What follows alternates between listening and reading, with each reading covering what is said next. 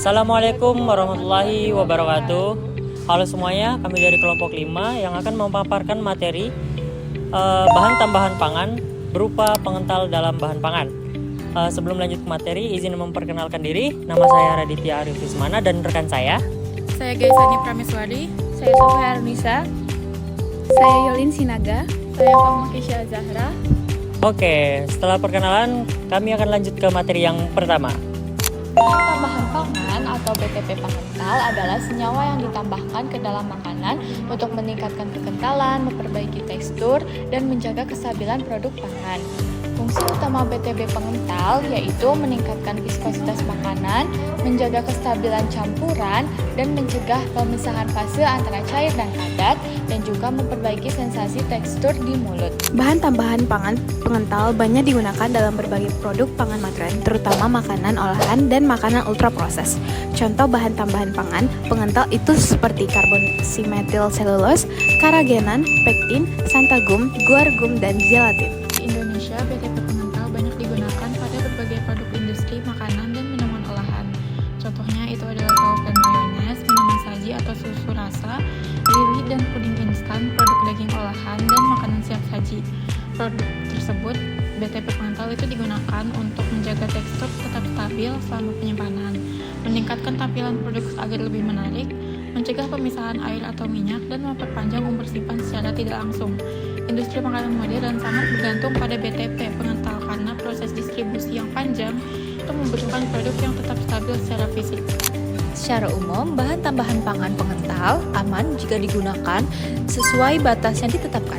Namun, jika dikonsumsi berlebihan, terutama dari makanan ultraproses, dapat menimbulkan dampak gangguan pencernaan seperti kembung, diare, ketidaknyamanan pada sistem usus, gangguan keseimbangan mikrobiota usus, dan reaksi sensitif pada individu tertentu.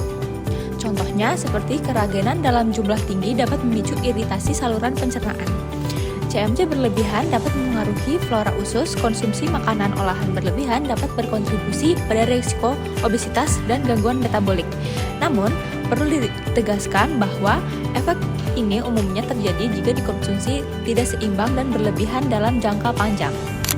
Kemudian untuk analisis keamanan pangan dari segi dosis, yaitu penggunaan BTP pengental di Indonesia diatur oleh BPOM, sehingga setiap bahan memiliki batas maksimum penggunaan yang diperbolehkan. Contoh kisaran penggunaan umum yaitu CMC sekitar 0,1-1%, karagenan 0,01-1%, pektin 0,1-0,5%, kemudian yang terakhir ada xanthagum 0,05-0,5%. Jika digunakan dalam batas tersebut, BTP dianggap aman dikonsumsi, tidak menimbulkan efek toksik yang akut, dan telah melalui uji keamanan pangan.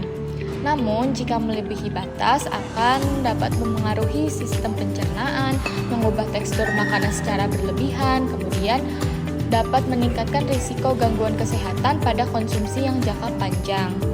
Nah, sebagian besar produk pangan industri yang beredar masih memenuhi standar keamanan karena mengikuti regulasi BPOM dan standar internasional keamanan pangan.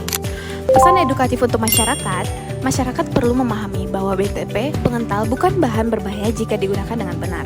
Himbauan selalu membaca label komposisi makanan, mengenali istilah seperti stabilize, thickener, dan pengental, dan memilih produk yang memiliki izin edar resmi dan mengonsumsi makanan olahan secara bijak. Yang paling penting adalah keseimbangan pola makan, bukan hanya fokus pada satu jenis bahan tambahan.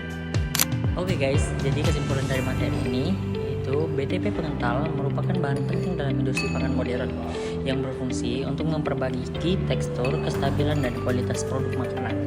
Jika digunakan sesuai regulasi yang ditetapkan oleh BPOM, BTP pengental akan aman untuk dikonsumsi bagi seluruh masyarakat. Namun konsumsi makanan olahan tetap harus dibatasi agar tidak terdampak pada kesehatan jangka panjang. Jadi, mari menjaga konsumen yang cerdas dengan memahami label pangan, memilih makanan yang aman, dan menerapkan pola makan seimbang. Karena keamanan pangan adalah tanggung jawab bersama antara industri dan masyarakat. Itu materi dari kami. Bye-bye. Oke teman-teman, tadi merupakan materi dari kelompok kami. Bila ada salah kata dari kami, mohon dimaafkan.